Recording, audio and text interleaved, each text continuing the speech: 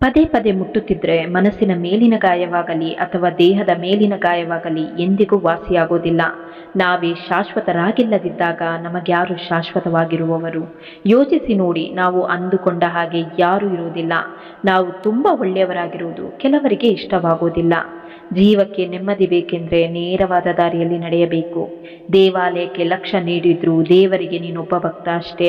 ಅದೇ ಹಸಿವಿನಿಂದ ಇರುವವರಿಗೆ ಊಟ ನೀಡಿದ್ರೆ ಅವರ ಪಾಲಿಗೆ ನೀನೇ ದೇವರು. ನಿಮ್ಮ ಸರಳತೆಯೇ ನಿಮ್ಮನ್ನು ಶ್ರೀಮಂತರನ್ನಾಗಿ ಮಾಡುತ್ತೆ. ಹೆಣ್ಣನ್ನು ಅಳಿಸುವವರು ಇರುತ್ತಾರೆ, ಹೆಣ್ಣಿಗಾಗಿ ಅಳುವವರು ಇರುತ್ತಾರೆ.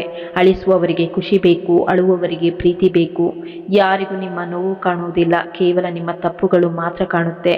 ನಂಬಿಕೆ ಮನಸ್ಸಿನಿಂದ ಹುಟ್ಟಬೇಕು ಹೊರತು ಮೂರನೇ ವ್ಯಕ್ತಿಯಿಂದಲ್ಲ. ಕತ್ತೆಯ ಕೆಲಸ ಕತ್ತೆ, ನಾಯಿಯ ಕೆಲಸ ನಾಯಿಯೇ ಮಾಡಬೇಕು. ಕಳ್ಳ ಬಂದಾಗ ಕತ್ತೆ ಕಿರುಚಿದ್ರೆ ಮನೆಯೊಡೆಯ ಬಂದು ಬಡಿಯುತ್ತಾರಷ್ಟೇ.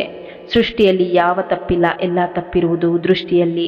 ಶಾಸ್ತ್ರದಲ್ಲಿ ದೋಷವಿದ್ರೆ ಹೃದಯದಲ್ಲಿ ತಿದ್ದಬಹುದು, ಹೃದಯದಲ್ಲೇ ದೋಷವಿದ್ರೆ ಶಾಸ್ತ್ರ ಏನು ಮಾಡೋದು?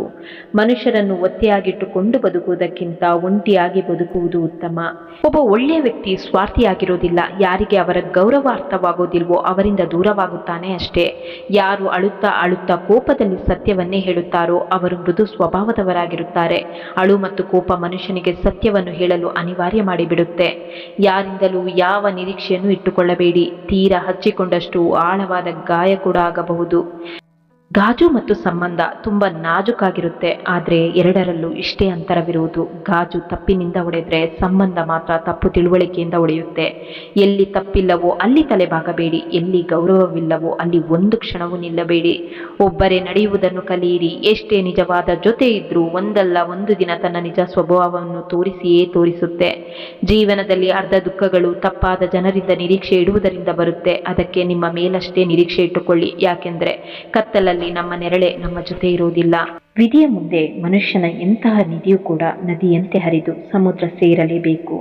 ಧರ್ಮವು ಬಿಡುಗಡೆ ನೀಡುವ ಶಕ್ತಿಯಾಗಿದೆ, ಕರ್ಮವು ಬಂಧಿಸಿಡುವ ಶಕ್ತಿಯಾಗಿದೆ. ಮನುಷ್ಯ ಕರ್ಮ ಮಾಡಲು ಹಿಂದೆ ಮುಂದೆ ಯೋಚನೆ ಮಾಡುತ್ತಾನೆ, ಆದರೆ ಅದರ ಪ್ರತಿಫಲ ಭೋಗಿಸಲು ಯೋಚನೆ ಮಾಡೋದಿಲ್ಲ. ನೀವು ಯೋಚನೆ ಮಾಡಿದ್ದು ಸಿಗಲೇಬೇಕು ಅಂತ ಏನಿಲ್ಲ. ಆ ದೇವರು ಯೋಚಿಸಿದ್ರೆ ಅದು ಸಿಕ್ಕೇ ಸಿಗುತ್ತೆ. ಜೀವನದಲ್ಲಿ ಕಷ್ಟಗಳು ಗಾಳಿ ತೇಲಿ ಬಂದ ಹಾಗೆ ಬರುತ್ತವೆ ಹೋಗುತ್ತವೆ, ಆದರೆ ಬಂದು ಹೋಗಬೇಕಾದ್ರೆ ಎಲ್ಲರ ಮುಖವಾಡವನ್ನು ಕಳಚಿ ಹೋಗುತ್ತೆ. ನಾವು ಅಂದುಕೊಂಡ ಹಾಗೆ ಜನ್ಮಿಸಲು ಸಾಧ್ಯವಿಲ್ಲ, ಮರಣ ಹೊಂದಲು ಸಾಧ್ಯವಿಲ್ಲ. ಹಾಗಾದರೆ ಈ ಜನನ ಮರಣದ ನಡುವೆ ಆಗುವ ಎಲ್ಲ ವ್ಯವಸ್ಥೆ ನಮ್ಮ ಇಚ್ಛೆಯಂತೆ ನಡೆಯಲು ಹೇಗೆ ಸಾಧ್ಯ? ಜೀವನದಲ್ಲಿ ಸಿಗುವ ಪ್ರತಿಯೊಂದು ಅವಕಾಶದ ಉಪಯೋಗ ಪಡೆದುಕೊಳ್ಳಿ, ಆದರೆ ಯಾರ ದೌರ್ಬಲ್ಯದ ದುರುಪಯೋಗ ಮಾತ್ರ ಪಡೆದುಕೊಳ್ಳಬೇಡಿ. ಜೀವನವು ಅವಕಾಶವನ್ನು ಕೊಡುತ್ತೆ ಮತ್ತು ಮೋಸವನ್ನು ಮಾಡುತ್ತೆ. ನಿಮ್ಮನ್ನು ನೀವು ಹುಡುಕಿಕೊಂಡಾಗ ಜಗತ್ತು ನಿಮ್ಮನ್ನು ಹುಡುಕುತ್ತೆ. ಬದುಕಲು ಒಂದು ಕಲೆ ಗೊತ್ತಿರಲಿ, ಅದು ನಿಮ್ಮನ್ನು ಯಾರು ಅರ್ಥ ಮಾಡಿಕೊಳ್ಳೋದಿಲ್ವೋ ಅವರನ್ನು ನಿರ್ಲಕ್ಷಿಸಿ. ನಿಮ್ಮ ಕೋಪವನ್ನು ಸಹಿಸಿಕೊಂಡು ನಿಮ್ಮ ಜೊತೆಯಲ್ಲೇ ಇರ್ತಾರಲ್ಲ, ಅವರಷ್ಟು ನಿಮ್ಮನ್ನು ಯಾರೂ ಪ್ರೀತಿಸಲು ಸಾಧ್ಯವಿಲ್ಲ. ಸಮಸ್ಯೆ ಮತ್ತು ಭಯ ನಿನ್ನ ಸನಿಹ ಬಂದು ನಿನ್ನ ಮೇಲೆ ದಾಳಿ ಮಾಡಿ ನಿನ್ನನ್ನು ಸಾಯಿಸುವ ಮುಂಚೆಯೇ ನೀನು ಅವುಗಳನ್ನು ಸಾಯಿಸು. ಕಠಿಣ ಸಂದರ್ಭಗಳಲ್ಲಿಯೇ ನಮ್ಮ ಸಾಮರ್ಥ್ಯದ ಅನಾವರಣವಾಗುತ್ತೆ. ಎಷ್ಟು ಕಷ್ಟಗಳು ಬರುತ್ತೋ ಅಷ್ಟು ಕ್ರಿಯಾಶೀಲರಾಗಿರುತ್ತೇವೆ.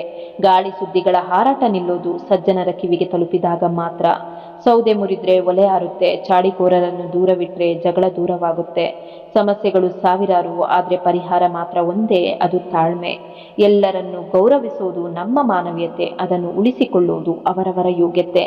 ಸಂಬಂಧ ಎನ್ನುವುದು ಪ್ರೀತಿಯಿಂದ ಕೂಡಿರಬೇಕೇ ಹೊರತು ಅವಶ್ಯಕತೆಯಿಂದಲ್ಲ. ನಮ್ಮ ಎಲ್ಲ ನೋವುಗಳನ್ನು ಹೇಳಿಕೊಳ್ಳಲು ಒಂದು ಪುಟ್ಟ ಹೃದಯವಿತ್ತು, ಇವತ್ತು ಅದು ಕೂಡ ನಮ್ಮನ್ನು ಬಿಟ್ಟು ಹೋಗಲು ಬಯಸುತ್ತಿದೆ. ಭಾವನೆಗಳಿಗೆ ಸ್ಪಂದಿಸುವ ವ್ಯಕ್ತಿಯೇ ನಿಜವಾದ ಆತ್ಮೀಯ. ಗುರು ಬಾಗಿಲ ತೆರೆಯಬಹುದು, ದಾಟಬೇಕಾದವನು ಮಾತ್ರ ನೀನೇ. ತಪ್ಪು ಮಾಡಿದು ತಪ್ಪಲ್ಲ, ಸರಿಪಡಿಸಿಕೊಳ್ಳದಿರುವುದು ತಪ್ಪು. ಎಂತಹ ಕೆಲಸವನ್ನು ಮಾಡಿ ಎಂದರೆ ನಿಮ್ಮ ತಂದೆ ತಾಯಿ ದೇವರಲ್ಲಿ ಪ್ರತಿ ಜನ್ಮದಲ್ಲೂ ಇಂತಹ ಸಂತಾನವನ್ನೇ ಕರುಣಿಸು ಎಂದು ಪ್ರಾರ್ಥಿಸಬೇಕು. ಯಾವತ್ತೂ ಯಾರ ಹೃದಯವನ್ನು ನೋಯಿಸಬೇಡಿ, ಯಾಕೆಂದರೆ ಅಂತಹ ಹೃದಯ ನಿಮ್ಮ ಹತ್ತಿರವೂ ಇದೆ. ಜನ ನಿಮ್ಮ ಬಗ್ಗೆ ಏನು ತಿಳಿದುಕೊಳ್ಳುತ್ತಾರೆ ಎಂಬ ಚಿಂತೆಯನ್ನು ಬಿಟ್ಟು ಬಿಟ್ಟರೆ ಅವತ್ತಿನಿಂದ ನೀವು ಜೀವನದ ಆನಂದವನ್ನು ಸವಿಯಬಹುದು. ನಂಬಿಕೆಯನ್ನು ಜೀವಂತವಾಗಿಡಿ. ಈಗ ನಿಮ್ಮನ್ನು ನೋಡಿ ನಗುವವರು ನಾಳೆ ಚಪ್ಪಾಳೆ ತಟ್ಟುತ್ತಾರೆ. ಯಾರು, ಯಾವಾಗ, ಯಾರಿಗೆ, ಎಷ್ಟು ನಮ್ಮವರು ಎಂಬುದನ್ನು ಸಮಯವೇ ತಿಳಿಸಿಕೊಡುತ್ತೆ. ಯಾರು ಬದಲಾವಣೆ ತಂದುಕೊಳ್ಳುತ್ತಾರೋ ಅವರೇ ಮುಂದುವರಿಯುತ್ತಾರೆ. ಯಾರು ಬೇರೆಯವರ ಮುಖದಲ್ಲಿ ನಗುವನ್ನು ನೋಡಲು ಇಷ್ಟಪಡುತ್ತಾರೋ ಆ ದೇವರು ಅವರ ನಗುವನ್ನು ಎಂದಿಗೂ ಕಿತ್ತುಕೊಳ್ಳುವುದಿಲ್ಲ. ಮುಂದಿನವರು ನಿಷ್ಕಾಳಜಿ ಆಗುವಷ್ಟು ಕಾಳಜಿ ಮಾಡಬೇಡಿ. ನಿಮ್ಮ ತುಂಬ ಹತ್ತಿರದವರು ನಿಮ್ಮಿಂದ ದೂರವಾಗಲು ಶುರುವಾದರೆ ತಿಳಿದುಕೊಂಡು ಬಿಡಿ, ನಿಮ್ಮ ಅವಶ್ಯಕತೆ ಮುಗಿಯಿತು ಎಂದು. ಮನುಷ್ಯನ ದೇಹದಲ್ಲಿ ಸುಂದರವಾದ ಭಾಗವೆಂದರೆ ಅದು ಹೃದಯ. ಆ ಹೃದಯವೇ ಪರಿಶುದ್ಧವಾಗಿಲ್ಲದಿದ್ದರೆ ಹೊಳೆಯುವ ಮುಖ ಯಾವ ಕೆಲಸಕ್ಕೂ ಬರುವುದಿಲ್ಲ.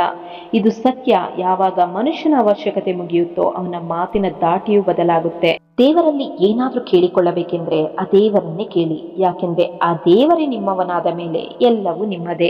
ಎಲ್ಲಿಯವರೆಗೂ ಒಬ್ಬ ವ್ಯಕ್ತಿಯನ್ನು ಪ್ರೀತಿಸುತ್ತೇವೋ ಅಲ್ಲಿಯವರೆಗೆ ಅವರೊಂದಿಗೆ ಜಗಳವಾಡುತ್ತೇವೆ. ಯಾವಾಗ ಪ್ರೀತಿಯ ನಿರೀಕ್ಷೆ ಮುಗಿದು ಬಿಡುತ್ತೋ ಆಗ ಜಗಳವೂ ನಿಂತು ಬಿಡುತ್ತೆ. ಉಗುಳಿ ಬಿಡುವಷ್ಟು ಕಹಿ ಕೂಡ ಆಗಬೇಡಿ, ನುಂಗಿ ಬಿಡುವಷ್ಟು ಸಿಹಿ ಕೂಡ ಆಗಿರಬೇಡಿ. ಸೋಲು ಒಂದು ಪಾಠವಿದ್ದಂತೆ ಸುಧಾರಿಸಿಕೊಳ್ಳಲು ಒಂದು ಅವಕಾಶ ಕೊಡುತ್ತೆ. ಜೀವನದಲ್ಲಿ ನಾವೇನು ಇಷ್ಟಪಡುತ್ತೇವೆ ಅದು ಸರಳವಾಗಿ ಸಿಗುವುದಿಲ್ಲ. ಜೀವನದ ಸತ್ಯ ಇನ್ನೊಂದಿದೆ, ನಾವು ಇಷ್ಟಪಡುವುದೆಲ್ಲ ಸರಳವಾಗಿರುವುದಿಲ್ಲ. ಎರಡು ವಿಧದ ಜನರಿರುತ್ತಾರೆ. ಒಬ್ಬರು ಒಂದು ಸಣ್ಣ ಕಷ್ಟ ಬಂದರೂ ಹೆದರಿ ಬಿಡುತ್ತಾರೆ. ಇನ್ನೊಬ್ಬರು ಎಷ್ಟೇ ಕಷ್ಟ ಬಂದರೂ ಯಾವಾಗಲೂ ಸಂತೋಷದಿಂದ ಇರುತ್ತಾರೆ. ಎಂತಹ ಪರಿಸ್ಥಿತಿಯಲ್ಲೂ ತಮ್ಮ ಸ್ಥಿರತೆಯನ್ನು ಕಳೆದುಕೊಳ್ಳುವುದಿಲ್ಲ. ಸಂಕಟದ ಸಮಯದಲ್ಲಿ ಧೈರ್ಯ ಹೊಂದಿದ್ರೆ ಜೀವನದ ಅರ್ಧ ಸಮಸ್ಯೆಯನ್ನೇ ಗೆದ್ದಂತೆ. ಮಧುರವಾಣಿಯೇ ಜಪ, ಮಧುರವಾಣಿಯೇ ತಪ. ಯಾರ ಸಂತೋಷವು ಬೇರೆಯವರ ಇಚ್ಛೆಗೆ ಅನುಸಾರವಾಗಿ ಬದಲಾಗುತ್ತೋ ಅವರೇ ನಿಜವಾದ ಬಡವರು. ಜೀವನದಲ್ಲಿ ಎಷ್ಟು ಶಾಂತವಾಗಿರುತ್ತೀರೋ ಅಷ್ಟೇ ಶಕ್ತಿಶಾಲಿಯಾಗುತ್ತೀರಿ. ಯಾಕೆಂದರೆ ಕಬ್ಬಿಣವು ತಣ್ಣಗಾದ ಮೇಲೆಯೇ ಗಟ್ಟಿಯಾಗುತ್ತೆ. ಸುಖದಲ್ಲಿ ದೇವರಿಗೆ ಎಷ್ಟು ನೆನಪಿಸಿಕೊಂಡಿರುತ್ತೀರೋ ದುಃಖದಲ್ಲಿ ನೆನೆಯುವ ಹಕ್ಕು ಅಷ್ಟೇ ಇದೆ. ಯಾರು ನಿಮ್ಮೊಂದಿಗೆ ಹೃದಯದಿಂದ ಮಾತನಾಡುತ್ತಾರೋ ಅವರಿಗೆ ಬುದ್ಧಿಯಿಂದ ಉತ್ತರ ಕೊಡಬೇಡಿ. ಏನಾದರೂ ಕೆಟ್ಟದ್ದು ಮಾಡಬೇಕೆಂದಾಗ ಮಾತ್ರ ಬಲದ ಪ್ರಯೋಗವಾಗುತ್ತೆ. ಇಲ್ಲಾಂದ್ರೆ ಜಗತ್ತಿನಲ್ಲಿ ಏನಾದರೂ ಪಡೆಯಬೇಕೆಂದ್ರೆ ಪ್ರೀತಿಯೊಂದಿದ್ರೆ ಸಾಕು. ಧೈರ್ಯ ಹೊಂದಿರುವ ವ್ಯಕ್ತಿಯು ತನಗಿಚ್ಛೆಗೆ ಅನುಸಾರವಾಗಿ ಎಲ್ಲವನ್ನು ಪ್ರಾಪ್ತಿ ಮಾಡಿಕೊಳ್ಳಬಹುದು. ನಾವೇ ಮೊದಲು ಕಳೆದು ಹೋಗಿದ್ದೇವೆ ಮತ್ತು ಆ ದೇವರನ್ನು ಹುಡುಕುತ್ತೇವೆ. ದೊಡ್ಡತನ ಎಂತಹ ಗುಣವೆಂದ್ರೆ ಅದು ಪದವಿಯಿಂದ ಅಲ್ಲ, ಸಂಸ್ಕಾರದಿಂದ ಬರುತ್ತೆ. ಕಷ್ಟಗಳು ಗಾಳಿ ಇದ್ದಂತೆ. ನೀವು ಎಷ್ಟೇ ಕಿಟಕಿಯನ್ನು ಹಾಕಿದ್ರೂ ಒಳಗಡೆ ಬಂದೇ ಬರುತ್ತೆ. ಪ್ರೀತಿ ಒಂದು ದುಬಾರಿಯಾದ ಉಡುಗೊರೆ. ಅದನ್ನು ಅಗ್ಗದ ಜನರಿಂದ ನಿರೀಕ್ಷೆ ಇಡಬೇಡಿ. ಎಂತಹ ಪರಿಸ್ಥಿತಿಯಲ್ಲೂ ನಿಮ್ಮನ್ನು ನೀವು ಚದುರಿ ಹೋಗಲು ಬಿಡಬೇಡಿ. ಜನ ಮುರಿದು ಬಿದ್ದ ಮನೆಯ ಇಟ್ಟಿಗೆಯನ್ನು ಬಿಡುವುದಿಲ್ಲ, ಎತ್ತಿಕೊಂಡು ಹೋಗಿ ಬಿಡುತ್ತಾರೆ. ಸಾವಿನ ಗಾಯಕ್ಕಿಂತ ಅಪಮಾನದ ಗಾಯ ತುಂಬ ದೊಡ್ಡದು. ಜಗಳ ಮಾಡಿ ಏನೇ ಮಾಡಿ ಆದರೆ ಯಾರಿಗೂ ಅಪಮಾನವಂತೂ ಮಾಡಲೇಬೇಡಿ. ಮಗು ಏನು ತಿನ್ನುತ್ತೆ, ಏನು ಕುಡಿಯುತ್ತೆ, ಯಾವ ಬಟ್ಟೆ ಹಾಕಿಕೊಳ್ಳಬೇಕು ಎಂಬುದನ್ನು ಅದರ ತಾಯಿಯೇ ನಿರ್ಧಾರ ಮಾಡ್ತಾಳೆ. ಹಾಗೆ ನಮಗೆ ಏನು ಕೊಡಬೇಕು, ಏನು ಕೊಡಬಾರದು ಎಂಬುದನ್ನು ಆ ದೇವರು ನಿರ್ಧಾರ ಮಾಡ್ತಾನೆ. ಎಷ್ಟೇ ಹೋರಾಡಿ ಜಗಳ ಮಾಡಿ ಆದರೆ ನಿಮ್ಮ ಕುಟುಂಬದಿಂದ ದೂರವಾಗುವ ಯೋಚನೆಯನ್ನು ಮಾಡಬೇಡಿ. ಮರದಿಂದ ಬೇರ್ಪಟ್ಟ ಎಲೆಗೆ ಯಾವ ಮೌಲ್ಯವೂ ಇರುವುದಿಲ್ಲ. ಭಗವದ್ಗೀತೆಯಲ್ಲಿ ಬರೆದಿದ್ದಾರೆ, ನೀವು ಎಷ್ಟು ಬೇಗ ಜೀವನದ ಜವಾಬ್ದಾರಿಯನ್ನು ಹೊತ್ತುಕೊಳ್ಳುತ್ತೀರೋ ಅಷ್ಟೇ ಬೇಗ ಯಶಸ್ಸನ್ನು ಕಾಣುತ್ತೀರಿ. ಇನ್ನೊಬ್ಬರನ್ನು ಅರ್ಥ ಮಾಡಿಕೊಳ್ಳುವುದು ಬುದ್ಧಿವಂತರ ಲಕ್ಷಣವಿರಬಹುದು, ಆದರೆ ತನ್ನನ್ನು ತಾನು ಅರ್ಥ ಮಾಡಿಕೊಳ್ಳುವುದು ಜೀವನದ ನಿಜವಾದ ಜ್ಞಾನ. ಮನುಷ್ಯನಿಗೆ ಯಾವಾಗ ಒಳ್ಳೆಯ ಸಮಯ ಬರುತ್ತೋ ಆಗ ಮೊದಲು ಅವನು ತನ್ನ ಸ್ವಭಾವವನ್ನೇ ಮರೆಯುತ್ತಾನೆ. ಆ ದೇವರ ಮೇಲೆ ಭರವಸೆ ಇಡಿ, ಮನುಷ್ಯರ ಮೇಲಲ್ಲ. ಮನುಷ್ಯರು ಮೋಸ ಮಾಡಬಹುದು, ಆದರೆ ದೇವರು ಎಂದಿಗೂ ಮೋಸ ಮಾಡೋದಿಲ್ಲ. ಸಮಸ್ಯೆಯನ್ನು ನೋಡಿ ಯಾವತ್ತೂ ಜೀವನದಲ್ಲಿ ಸೋಲಬೇಡಿ. ಯಾರಿಗೊತ್ತು, ಆ ಕಷ್ಟದಲ್ಲಿ ನಿಮಗೆ ಒಂದು ದೊಡ್ಡ ಪ್ರಾರಂಭದ ಶುರುವಾಗುವಂತಿದ್ರೆ ಎಷ್ಟು ದೊಡ್ಡ ಕಷ್ಟವೋ ಅಷ್ಟೇ ದೊಡ್ಡ ಯಶಸ್ಸು ಸಿಗಬಹುದು. ನೀವು ಸಮಯದ ಮೌಲ್ಯವನ್ನು ಅರ್ಥ ಮಾಡಿಕೊಳ್ಳಲಿಲ್ಲವೆಂದರೆ ಜನರು ನಿಮ್ಮನ್ನು ಗೌರವಿಸುವುದಿಲ್ಲ. ವಿಚಾರವನ್ನು ನಿಮ್ಮ ವಶದಲ್ಲಿಡಿ, ಅದು ನಿಮ್ಮ ಮಾತುಗಳಾಗುತ್ತೆ. ಮಾತುಗಳನ್ನು ನಿಮ್ಮ ವಶದಲ್ಲಿಡಿ, ಅದು ನಿಮ್ಮ ಕರ್ಮಗಳಾಗುತ್ತೆ. ಕರ್ಮಗಳನ್ನು ವಶದಲ್ಲಿಡಿ, ಅದು ನಿಮ್ಮ ಅಭ್ಯಾಸವಾಗುತ್ತೆ. ಅಭ್ಯಾಸವನ್ನು ವಶದಲ್ಲಿಡಿ, ಅದು ನಿಮ್ಮ ಚರಿತ್ರೆಗಳಾಗುತ್ತೆ. ಚರಿತ್ರೆಯನ್ನು ವಶದಲ್ಲಿಡಿ, ಅದು ನಿಮ್ಮ ಭಾಗ್ಯವಾಗುತ್ತೆ. ಗೌರವ ಮನುಷ್ಯನಿಗೆ ಕೊಡುವುದಲ್ಲ, ಅವಶ್ಯಕತೆಗೆ ಕೊಡುತ್ತಾರೆ. ಅವಶ್ಯಕತೆ ಮುಗಿಯಿತು ಎಂದರೆ ಗೌರವವು ಮುಗಿಯಿತು ಎಂದರ್ಥ. ಮಾತನಾಡುವುದನ್ನು ಕಲಿಯಿರಿ, ಇಲ್ಲಾಂದ್ರೆ ಜೀವನ ಪೂರ್ತಿ ಕೇಳಿಸಿಕೊಳ್ಳಬೇಕಾಗುತ್ತೆ.